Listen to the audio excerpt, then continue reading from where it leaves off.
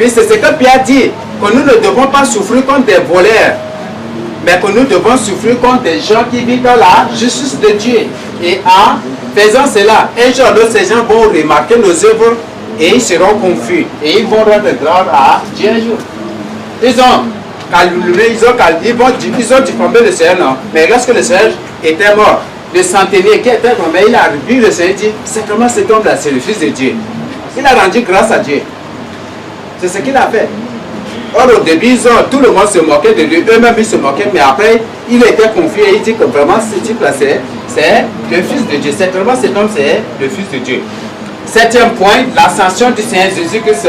Pour cela, vous pouvez. Là, c'est un verset capital. Je demande à une personne de nous lire. Acte 1, 9 à 11. Amen. Après avoir dit cela, il fut élevé pendant qu'il le regardait, et une nuée le déroba à leurs yeux. Et comme ils avaient les regards fixés vers le ciel pendant qu'ils s'en allaient, voici deux hommes vêtus de blanc leur apparurent, et dit, hommes galiléens, pourquoi vous arrêtez-vous à regarder au ciel? Ce Jésus, qui a été enlevé au ciel au milieu de vous, reviendra de la même manière que vous l'avez vu allant au ciel. C'est Jésus que vous l'avez vu aller au ciel reviendra de la même manière que vous l'avez vu allant au ciel. Le Seigneur a réuni ses disciples, il était là. Il parlait bien, et puis tout d'un coup, là, il se levait, les disciples regardaient avec éblouissement. Si c'était moi, j'allais ouvrir ma bouche comme ça pour le voir même. Mais il s'était vraiment surpris qu'une personne se lève de la terre pour aller. Et au moment où il regardait encore des anges, il dit, vous, de la même manière que vous l'avez vu aller au ciel, c'est la même manière qu'il reviendra. Et il reviendra pour ses élus. Nous aussi, bientôt, on va se lever comme ça. Tous les gens disent, mais on va dire, Philippe, mais tu parles où,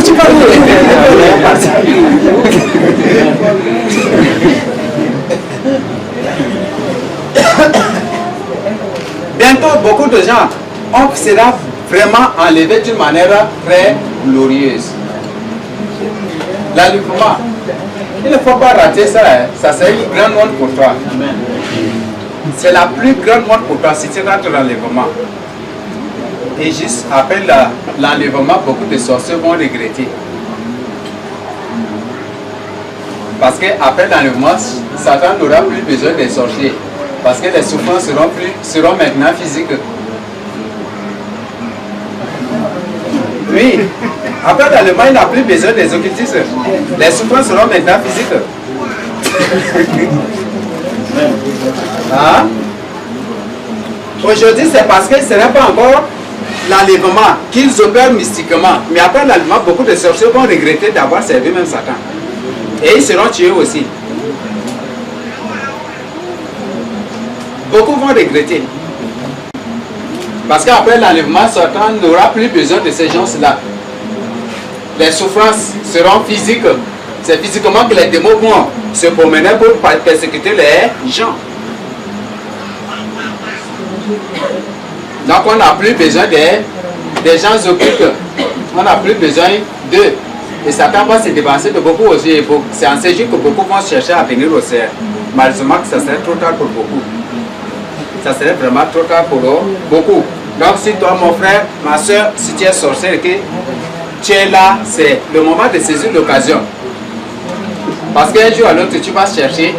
Après, juste après l'enlèvement, Satan va se débarrasser de toi. Et il n'aura plus besoin de toi. Tu ne lui seras d'aucune utilité. Parce qu'après l'enlèvement, l'Esprit se retire. L'Esprit Saint va se retirer. Ce qui empêche Satan de travailler physiquement, c'est l'Esprit Saint. Mais lorsque l'Esprit Saint va se retirer, c'est la force du mal qui va agir. Ces jours-là, le monde entier sera envahi déjà par le mal. Donc il n'a plus besoin de toi. Il n'a plus besoin de ton soutien. Lui-même, il est là déjà. Parce que le monde lui appartient déjà. Donc, ce n'est pas encore trop tard de prendre ta décision.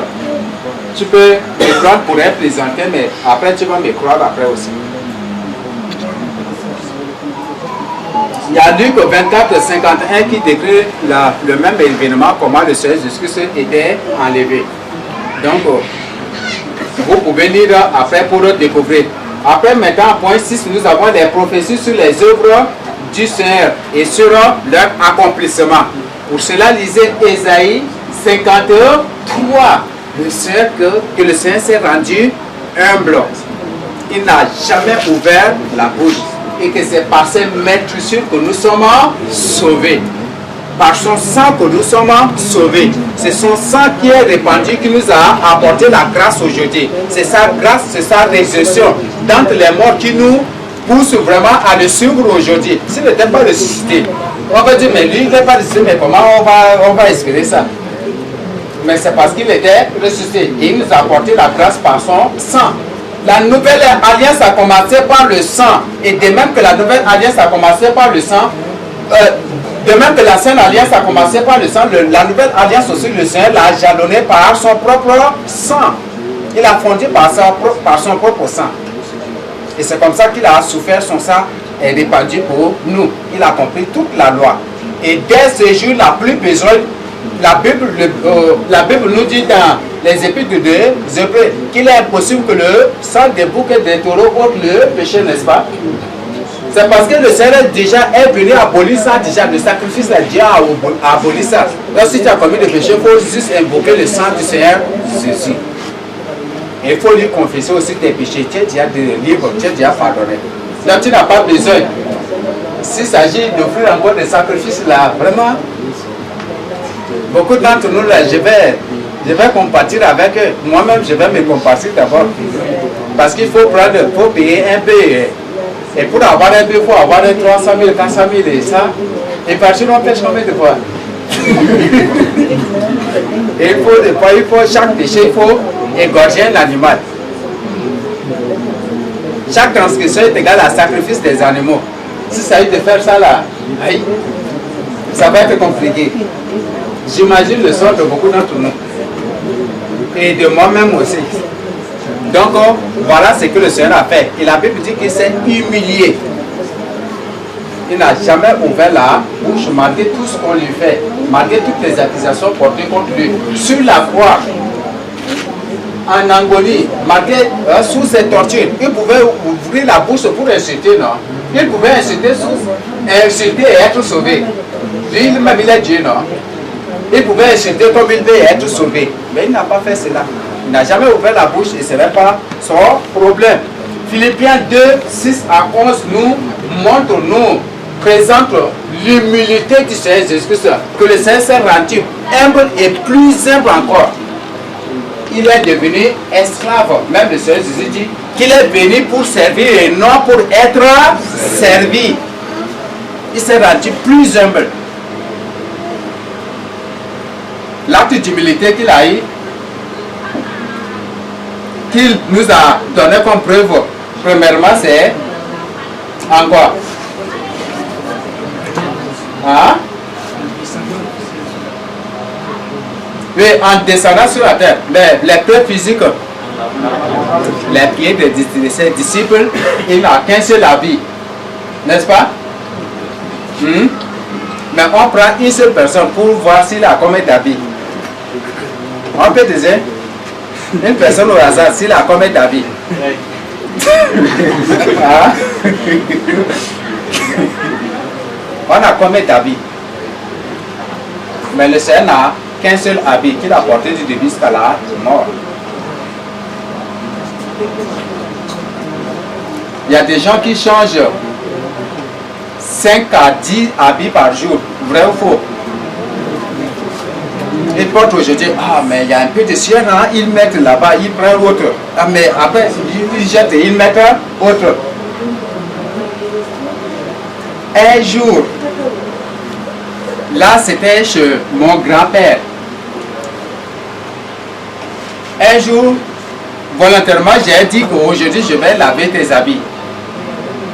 Lui, nous là-bas, ce sont les domestiques qui font tout, donc nous sommes là seulement. Mais un jour, j'ai décidé moi-même de laver ses habits. Quand j'ai demandé qu'il me ramasse des habits là, quand j'ai vu comme ça, j'avais peur complètement. C'est comme si c'est une bande d'habits qu'il a ramassé pour déposer comme ça. Pour venir comme ça devant moi. Pour l'habit là, c'est pour comme ça. J'ai lavé les habits là pendant 2 jours. Oui. Et malgré cela même là, il continue toujours à acheter des habits. Oui, mais il y a des gens comme ça, non? Ils ont des tonnes d'habits comme ça, mais ils continuent toujours par payer toujours, ils sont toujours insatisfaits. Ils sont devenus des adorateurs des habits. Ils sont devenus des esclaves des habits. C'est ça, c'est ça une autre forme d'adoration aussi à Satan.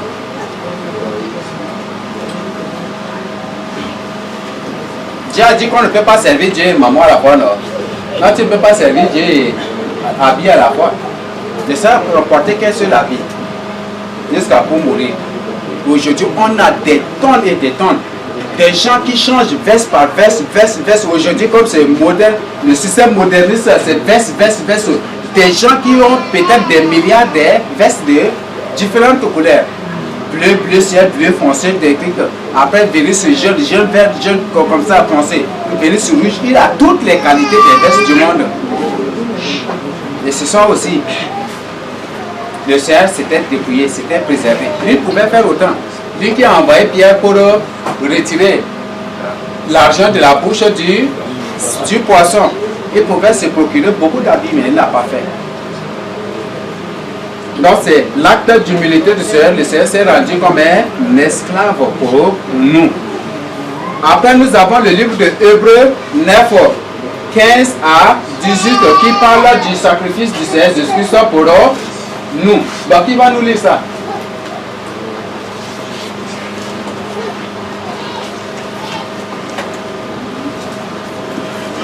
Nous sommes à la fin déjà. Donc, oui, livre de Hébreux.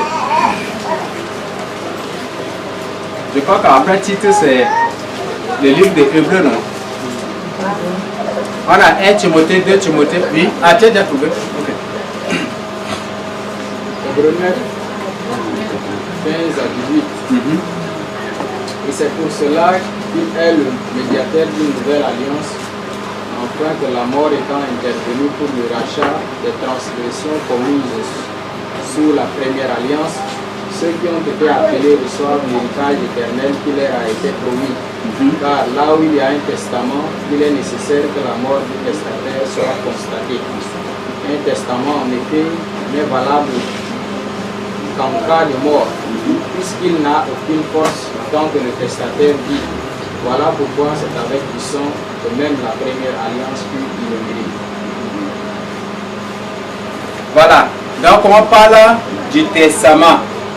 On parle du Nouveau Testament, mais avant que le testament soit valide, il faut que le testateur, celui qui a écrit le testament, meure d'abord. Si ton papa n'est pas encore mort, tu vas dire que sa maison là c'est pour toi, tu vas dire que c'est pour toi. Si tu veux avoir des problèmes là, va dire que toi papa, toutes les maisons là c'est pour moi, parce que c'est moi. Si tu veux avoir des problèmes avec le feu. Mais le Seigneur Jésus-Christ est venu pour établir un nouveau testament. Donc il y avait le premier testament avec les lois, avec les commandements que Dieu a donnés à Moïse. Par le premier sacrifice de la première alliance. Maintenant pour la deuxième alliance, le Seigneur est venu aussi avec ses lois, avec sa parole, et il est mort pour nous donner cela, pour valider cela. Donc quand Dieu a donné la loi à Moïse, après cela il lui a demandé non, de faire un sacrifice non, pour l'alliance, non, pour établir une alliance entre lui et les Juifs, n'est-ce pas? Et après, le Seigneur Jésus est venu, il nous a d'abord présenté sa parole, et après pour valider sa parole, il s'est sacrifié aussi comment cela a été fait en première position avec les Juifs, c'est ce que Dieu a fait. Donc, pour que le testament soit valide, il faut, pour que la nouvelle alliance soit valide, il faut aussi du sang. Et le Seigneur est venu lui-même pour se livrer pour nous. Donc, ce sont là les promesses, les prophéties. Donc, ce sont des choses qui parlent des œuvres du Seigneur, surtout l'œuvre de son sang, de sa mort, de sa résurrection aussi. Donc, dans Hébreux 10, verset 4, la Bible dit qu'il est impossible que le sang des taureaux ôte les péchés. Le sang des taureaux et des boucs ôte les péchés. Et dans Hébreux 10 à 12, qu'est-ce que la Bible nous dit ici? Qui va nous lire? C'est en vertu de cette volonté que nous sommes sanctifiés par l'offrande du corps de Jésus-Christ une fois pour toutes. Et tandis que tout sacrificateur fait chaque jour le service et offre souvent les mêmes sacrifices qui ne peuvent jamais ôter les péchés. Lui, après avoir offert un seul sacrifice pour les péchés, s'est assis pour toujours à la droite de Dieu.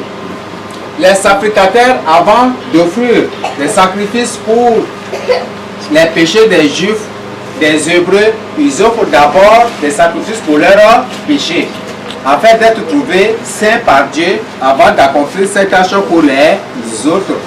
Mais le Seigneur Jésus-Christ, lui n'a vécu sans péché, un agneau parfait de Dieu. Ce que Ésaïe 53 nous dit. Que le Seigneur, après avoir accompli toutes choses, il est reparti au Seigneur à la droite de Dieu. Le Seigneur s'est livré pour nous. Son sang a coulé et c'est en vertu de son sang que la nouvelle alliance a été établie et que nous, par cette nouvelle alliance, nous sommes sauvés aujourd'hui. Et c'est par sa mort, par sa résurrection et par toutes ces choses que nous sommes sauvés aujourd'hui. Donc voilà ce que les prophéties de Ésaïe 53 nous dit, et c'est de cette prophétie d'Ésaïe que le livre de Philippiens s'est basé, le livre de Hébreux aussi s'est basé. C'est sur cette prophétie que les autres livres sont développés pour nous apporter de la lumière. Donc quand le Seigneur a tout accompli, il est reparti, il est enlevé. Pendant qu'il parlait avec les disciples, tout d'un coup il s'est élevé, il est disparu. Et quand Étienne allait être lapidé, il dit que je vois le Seigneur assis sur son trône. Place au matin, ils ont ramassé des pierres, ils l'ont tué. Voilà ce qui s'était passé. Maintenant, le dernier point, c'est la promesse du Seigneur Jésus-Christ pour son Église. Qu'est-ce que le Seigneur Jésus-Christ nous a promis? Oui, le Saint-Esprit. Il nous a promis une demeure dans le ciel. Il nous a promis une demeure dans le ciel. Il nous a promis qu'il ne nous laissera pas comme de Il viendra pour nous chercher. Qu'est-ce que le Seigneur nous a promis encore? Il a dit qu'il sera avec nous jusqu'à la fin du monde. Il sera avec nous jusqu'à la fin du monde. Il nous a promis la récompense. Les récompenses. Donc le Seigneur nous a promis les récompenses. Mais pour avoir les récompenses, il faut être d'abord enlevé, non? Il faut être d'abord sauvé. Il faut avoir d'abord la vie éternelle. Le Seigneur nous a promis la vie éternelle. Le Seigneur nous a promis la vie éternelle. Donc, dans Jean, acte 1, 9 à 12, nous avons déjà vu comment le Seigneur était enlevé et il dit que de la même manière qu'il reviendra. Dans Jean 14, 1 à 4, qu'est-ce que le Seigneur dit? Voici, je vais vous préparer une place. Élisée, tu as ta place là au ciel. Malheureusement que nous n'avons pas tous de même maison. Nous n'avons pas tous les mêmes maisons au ciel. Il y a des gens qui ont des cases rondes au ciel. Il y a des gens qui ont des poulaillers au ciel. Il y a des gens qui n'ont pas vraiment des belles maisons au ciel. Mais comme disent, c'était là, comme la route du ciel est en or là. S'ils n'ont pas de maison, même là, ils vont dormir sur cette route.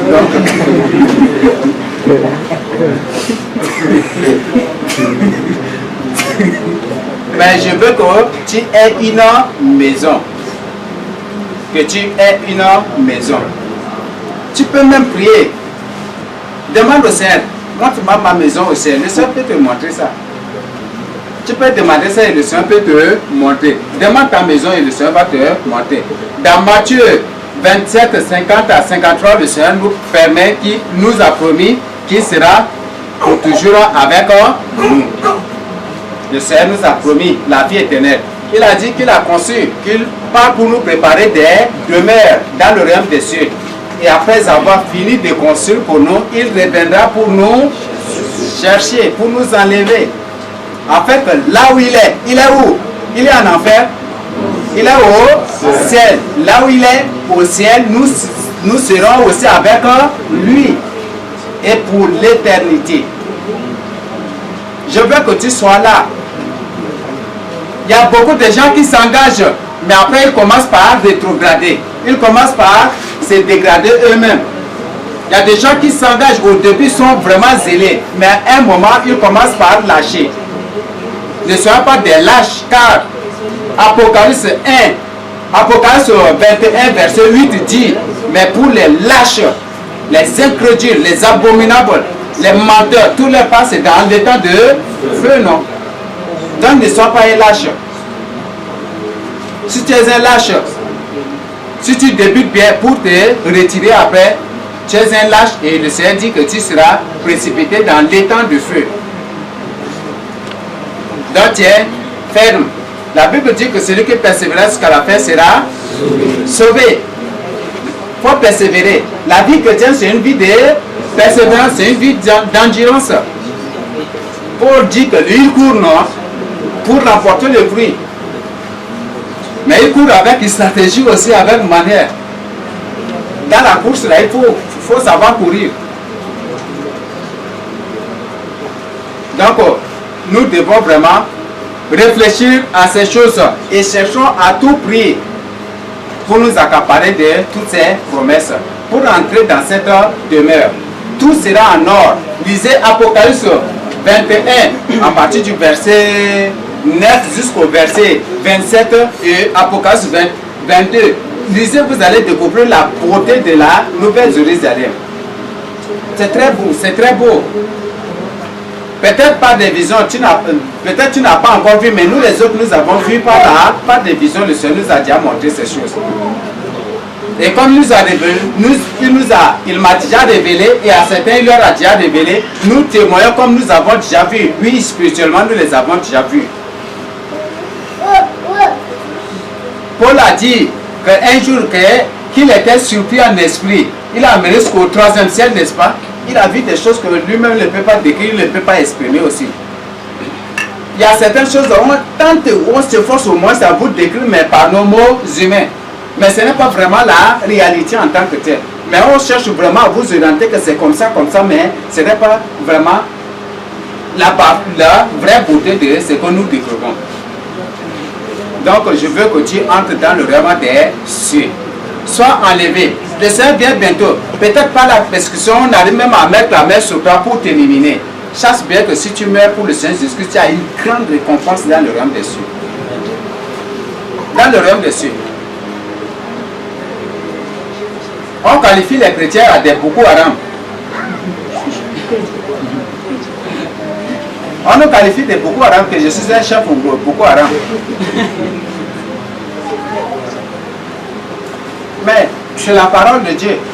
Un Boko Haram vient avec des explosifs, il entre au milieu des gens et il crie et puis il se fait exploser par les autres.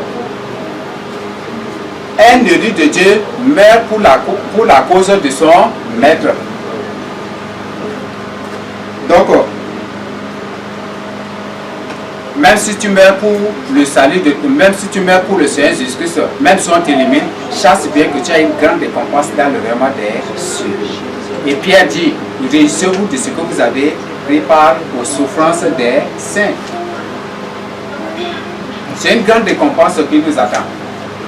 Donc même si tu meurs avant l'enlèvement, il faut compter, il faut comprendre, même si dans ta tombe, même au paradis, il faut bien comprendre que le Seigneur viendra pour t'enlever. Les saints sont là, David est mort, il est là au paradis. Beaucoup sont morts, sont là actuellement au paradis. Ils sont en train de nous attendre. Peut-être qu'ils t'attendent. Un jour, si tu meurs, tu vas les rejoindre là-bas. Et si tu ne meurs pas, le Seigneur va te transformer aussi pour qu'ensemble vous amener au ciel. Et c'est là que tu vas voir des choses. Aujourd'hui, on décrit là, tu vois que peut-être c'est des choses folles, tu mets, toi-même quand tu verras. Même Paul a dit, non, le jour viendra où on verra face à face, n'est-ce pas? Dans 1 Corinthiens 13, verset 11. Le jour viendra où on verra face à face. Donc je veux vraiment que tu puisses tenir ferme jusqu'à la victoire. La résurrection est pour nous. La résurrection et l'enlèvement, c'est le Seigneur était ressuscité, il était enlevé et nous serons aussi transformés. Si tu meurs même, tu seras ressuscité. Et Paul dit, si tu ne crois pas à la résurrection de mort, il faut manger, repars maintenant à la maison. Même si tu veux manger 2 ou 3 coraux d'haricots par heure même, tu faut le faire parce que pour toi, il n'y a plus d'espérance. Mais si tu crois que le Seigneur Jésus-Christ viendra un jour pour enlever les morts, sanctifie-toi. Sanctifie-toi. Donc, ce sont là les choses que le Seigneur nous a annoncées, que la Bible nous relate et nous devons vraiment y tenir ferme, nous devons les accepter pour y demeurer. Il y a beaucoup de grandes choses que le Seigneur nous a promises. Beaucoup de grandes choses. Donc, c'est très important. Pourtant, il dit de Dieu. Et là, je profite aussi pour dire à certains, vaut mieux qu'on te frappe 1000 coups physiquement sur la terre qu'un coup ou 2 coups en enfer.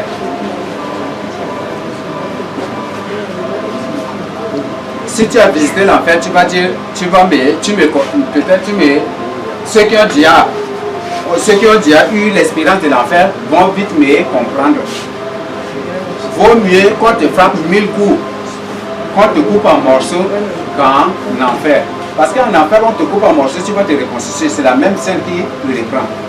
Et tu ne vas pas mourir, et c'est cette douleur que tu vas ressentir tout le jour et pour l'éternité.